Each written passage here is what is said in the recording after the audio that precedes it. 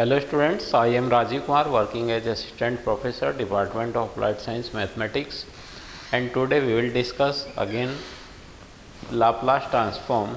जैसा कि हमने लास्ट वीडियो में आपको बताया था कि लाप्लास ट्रांसफॉर्म में हमें बहुत तरह की फॉर्म देखने को मिलती हैं, जिसमें हम कंप्लीट कर चुके हैं अपनी लास्ट वीडियो में फर्स्ट शिफ्टिंग थ्योरम, जिसमें हमें एफ ऑफ टी के साथ में ए की पावर एक्सपोनेंशियल टर्म्स मल्टीप्लाई में दी जाती है। फिर हमने कंप्लीट किया था जब एफ ऑफ टी के साथ में हमारा टी प्रोडक्ट दिया होता है, और एक हमने कंप्लीट किया था जब एफ ऑफ टी को हमारा टी डिवाइड करता है। तो ये तीन तरह की प्रॉब्लम हम अपनी लास्ट वीडियो में कंप्लीट कर चुके हैं। आज हम यहाँ पर कंप्लीट करेंगे लाप्लास ट्रांसफॉर्म ऑफ डेरिवेटिव्स, यानी कि कुछ टर्म्स ऐसी होती हैं कि अगर हमारे पास हमें लगता है कि function f of t equal to f of s होता है, ये हम पहले से ही ऑलरेडी कंप्लीट कर चुके हैं। हमें लगता है कि इस टर्म्स का डेरिवेटिव, ये टर्म्स हमें दी गई है, जैसे कि बाय चांस हमें कॉस का निकालना है। कॉस तो साइन का डेरिवेटिव क्या होता है, कॉस। तो हम साइन की हेल्प से भी कॉस का लाप्लास बहुत इजीली फाइंड आउट कर सकते हैं। शर्त हमारी ये है कि इस टर्म्स का डेरिवेटिव वो टर्म्स होनी चाहिए। जैसे मैंने आप यहाँ प्रॉब्लम चूज की है, अगर हम अंडर रूट टी का डिफ्रेंशिएशन करते हैं तो कितना आता है, 1/√t आता है। पाई अपनी जगह फिक्स है, पाई पहले से ही अपॉन में है, तो और ये अभी भी आपका अपॉन में है, लेकिन पहले टी ऊपर है फिर नीचे है, क्योंकि अंडर रूट टी का डेरिवेटिव करके देखेंगे तो 1/√t में आएगा। तो इस तरह की प्रॉब्लम पर हम अभी डिस्कस करेंगे। तो उस टर्म्स के लिए हम इस फॉर्मूले को यहाँ पर यूज़ करेंगे, तो यहाँ से हमें वैल्यू निकल आएगी। कभी कभी ऐसा होता है कि किसी टर्म्स का आपने एक बार डेरिवेटिव किया, वो टर्म्स दो बार भी हो सकती है। इस टर्म्स का डेरिवेटिव अगर फिर से हमें, तो जैसे जैसे हम डेरिवेटिव की संख्या यहाँ पर बढ़ाते हैं, तो पहले आप देख रहे हैं, पहले आपको एस एफ ऑफ एस दिया गया है। फिर अगर हमारे डबल डेरिवेटिव की नीड है तो एस स्क्वायर यूज़ करेंगे, एस की एकक पावर रिड्यूस होती रहेगी। अब जो बात यहाँ पर एफ ऑफ एस, तो आपको पता है कि एफ ऑफ एस हम जब भी किसी टी के फंक्शन का लाप्लास निकालते हैं तो एफ ऑफ एस होता है। ये एफ ऑफ ज़ीरो क्या होता है, तो मोस्टली स्टूडेंट क्या करते हैं कि वो एस के लिए ज़ीरो पुट कर देते हैं, जो यहाँ पर हम ये निकालते हैं। तो हिंट के लिए मैंने आपको यहाँ लिख दिया है कि जो एफ ऑफ ज़ीरो आप निकालेंगे, ये वो फंक्शन होता है जब हम t is equal to zero रखते हैं। टाइम ज़ीरो पर हमें निकालना है f0, ना कि हमें s की वैल्यू ज़ीरो रखनी है। तो ये चीज़ ध्यान रखनी है आपको।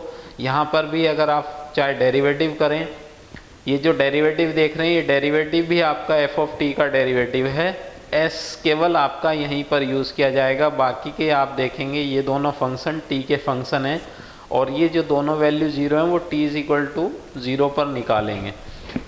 फिर नेक्स्ट क्वेश्चन है हमारे पास। तो ये जो हमारे पास था वो डिफरेंशिएशन के लिए थ्योरम है। ये जो थ्योरम है ये इंटीग्रल के लिए थ्योरम है। कुछ प्रॉब्लम्स ऐसी होती हैं कि एफ ऑफ टी के साथ में इंटीग्रल दिया होता है। अभी तक आप जितने भी फंक्शन देख रहे हैं वो लाप्लास विदाउट इंटीग्रल निकाल रहे हैं, लेकिन यहाँ पर एफ ऑफ टी के साथ में इंटीग्रल पहले से फिक्स होता है। जैसे आप एग्जाम्पल यहाँ पर दिया है, कंप्यूट लाप्लास ट्रांसफॉर्म। अब तक हम लाप्लास केवल इतने का निकाल रहे थे, 1 - e⁻⁻t के लिए, लेकिन हमें लगता है अगर हम इसको डायरेक्ट डेफिनेशन में ले जाएं तो हमारी जो डेफिनेशन है वो डबल इंटीग्रल में बदल जाएगी। अगर हम इस इंटीग्रल को उसके कर्नल फॉर्मूले में ले जाएंगे तो आप देखेंगे कि फिर डबल इंटीग्रल हो जाएगा। तो इसमें पहले से ही एक इंटीग्रल फिक्स होता है। तो इन दोनों प्रॉब्लम को भी हम यहाँ पर सॉल्व करेंगे। तो पहली प्रॉब्लम का हम यहाँ पर सॉल्यूशन बनाना स्टार्ट करते हैं। तो देखिए किस तरह हम इसको लिखेंगे। तो सबसे पहले हम यहाँ से इसका फंक्शन लिख लेंगे। तो वी हैव फंक्शन कितना है हमारे पास, एफ ऑफ टी है हमारे पास 2√t/√π। अब मैं इसका यहाँ पर डेरिवेटिव कर देता हूँ। तो एफ डैश टी का जब हम यहाँ पर डेरिवेटिव करेंगे तो डेरिवेटिव कितना आएगा 1/2 और यहाँ जाएगा t पावर -12। इस 2 से ये 2 कैंसिल हो जाएगा। अब हम अगर इसके दोनों साइड f डैश t लेते हैं तो यहाँ पर ये बन जाएगा 1/√π एंड 1/√t। तो आपने देखा हमें आंसर इसका निकालना है और इसकी वैल्यू अभी हमने क्या पढ़ी है, यहाँ पर देख लीजिए बोर्ड पर लिखी हुई है। तो इसकी वैल्यू होती है S F of S minus, तो इसकी जगह हम लिख सकते हैं S F of S minus, और ये हो जाएगा हमारे पास एफ ऑफ 0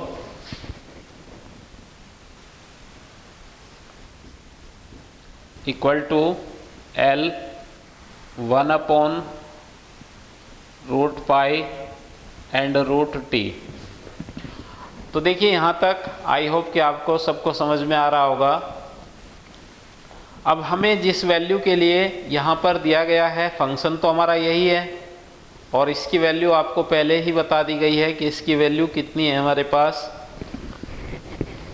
तो देखिए जो चीज़ आपको दी गई है यहाँ पर आपको ये वैल्यू दी गई है कि किसी इस टर्म्स का लाप्लास इसने बुक वाले ने ये दिया है, तो इसका मीनिंग है कि ये मैं क्या बोलूँगा, इसको फंक्शन ऑफ एस बोलूँगा। तो इसकी वैल्यू हमें क्यों लिखनी है, क्योंकि हमें यहाँ पर यूज़ करनी है और जिसकी डेरिवेटिव है वो हमें निकालना ही है यहाँ पर। तो एफ ऑफ एस हमारे पास है, तो देखिए यहाँ दोनों चीज़ें आपके पास अवेलेबल हैं, एफ ऑफ टी भी आपके पास अवेलेबल है और एफ ऑफ एस। तो एफ ऑफ एस की वैल्यू मैं यहाँ पर पुट कर दूंगा 1/s⁻³ इस बार हमें नहीं निकालनी पड़ी एफ ऑफ एस, वो पहले से ही बुक वाले ने दे रखी थी, माइनस एफ ऑफ 0। देखिए आप यहाँ से अगर एफ ऑफ 0 निकालेंगे तो 2√0/√π की वैल्यू हो जाएगी 0। तो 0 इज इक्वल टू, तो आप देखेंगे इसमें से एक पावर यहाँ कम हो जाएगी, तो हमारे पास इसका आंसर आ जाएगा L 1/√π एंड √t। इसमें से s की एक पावर कम करा दीजिए तो 1/s⁻²। तो यही आपको प्रूफ करना था। तो बहुत सिंपल क्वेश्चंस है, लेकिन हमारी शर्त यही है कि ये जो आप जिस टर्म्स का यहाँ से लाप्लास निकालते हो उस टर्म्स का हमारे पास पहले अवेलेबल होना चाहिए कि उस फर्स्ट टर्म्स का डेरिवेटिव क्या होगा। जैसे मैं एक एग्जांपल और बना लेता हूँ यहाँ पर ताकि आप लोगों को और डीपली थोड़ा समझ में आ जाएगा। देखिए एग्जांपल हम इस तरह बना सकते हैं, जैसे हमें यहाँ पर मान लीजिए मैं कहूँ आपसे कि मुझे sin AT का लाप्लास आता है, तो कितना होता है a/s² प्लस a²। इसको हम नाम दे सकते हैं एफ ऑफ एस, अभी जो मैंने बताया। अब हमसे कहा जाए कि cos AT का लाप्लास क्या होगा, तो एक आप यहाँ पर ये भी देख रहे हैं कि सेम सबको सेम वही है, लेकिन हमें ये कन्फर्म है कि साइन का डेरिवेटिव cos होता है।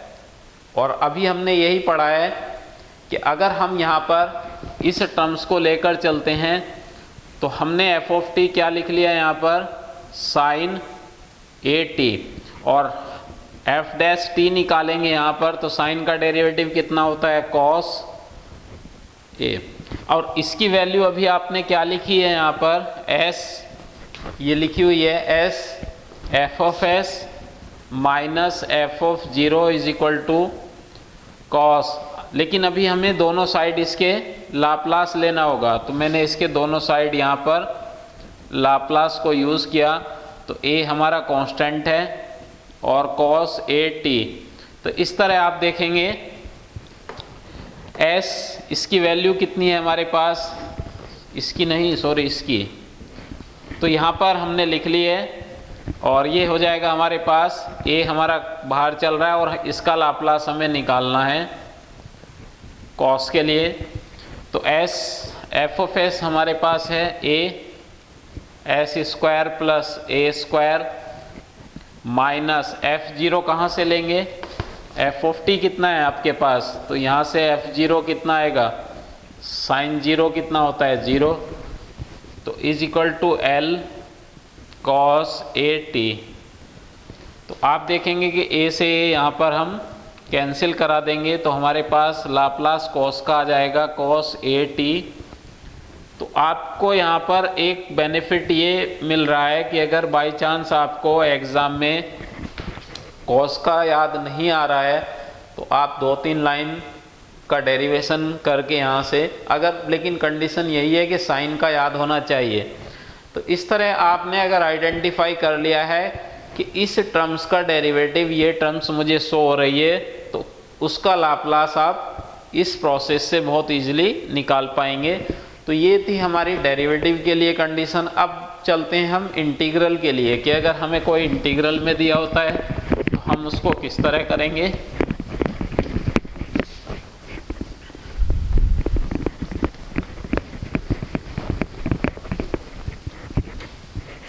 तो देखिए इंटीग्रल के लिए हमें क्या करना है, फिर से हम लिखेंगे यहाँ पर हमारे पास एग्जाम्पल है, हमें इसका लाप्लास निकालना है। तो ये पहली प्रॉब्लम है जिसमें हम लाप्लास इंटीग्रल के लिए देख रहे हैं।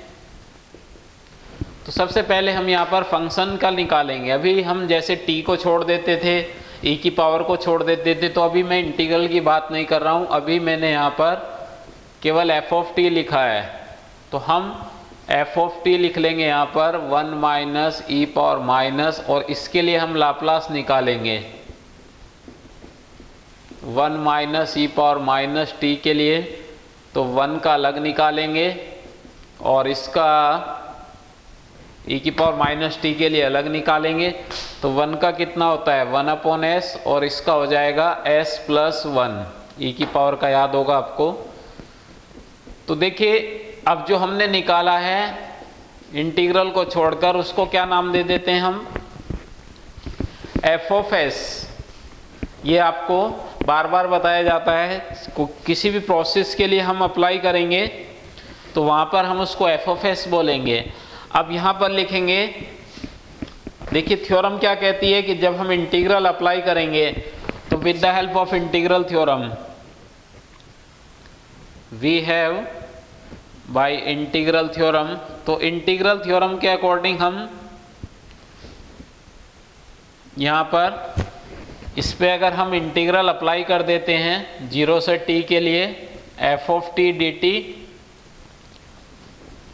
तो हमारे पास जो आंसर आता है उसको हमें कुछ भी नहीं करना है, केवल s से डिवाइड करना है बस। s आपका ऑलरेडी फिक्स है। तो इस तरह हमारे पास ये प्रॉब्लम बन जाएगी 0 to t, f of t कितना था 1 minus e power minus t d t equal to, और 1 अपॉन एस को आप बाहर पहले से ही पुट कर सकते हैं, माइनस एस प्लस 1। तो यहाँ तक हमारा ये आंसर कंप्लीट हो जाता है। आप अंदर मल्टीप्लाई कराना चाहते हैं तो मल्टीप्लाई कराकर इसको लिख सकते हैं, और अगर हम इसको और सिंप्लीफाई करना चाहते हैं तो इसका आप एलसीएम ले लीजिए 1 अपॉन एस, और ये हो जाएगा हमारे पास s प्लस 1। तो यहाँ पर लिख लेंगे आप s प्लस 1 माइनस s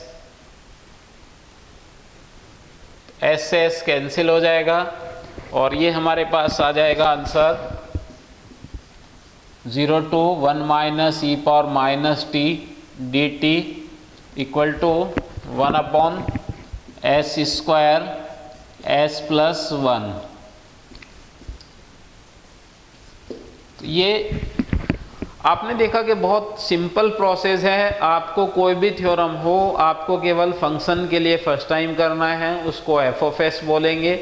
जब भी आप कोई भी थ्योरम, चाहे वो आपकी डिफ्रेंशिएशन हो, चाहे आपकी मल्टीप्लिकेशन t के लिए हो, चाहे एक्सपोनेंशियल हो, चाहे आपका इंटीग्रल हो, सबके लिए हमारा ये कॉन्सेप्ट यहाँ से चेंज हो जाता है। तो आई होप कि आपको ये दोनों डिफरेंशिएशन और इंटीग्रल कॉन्सेप्ट समझ में आ गए होंगे। Thank you.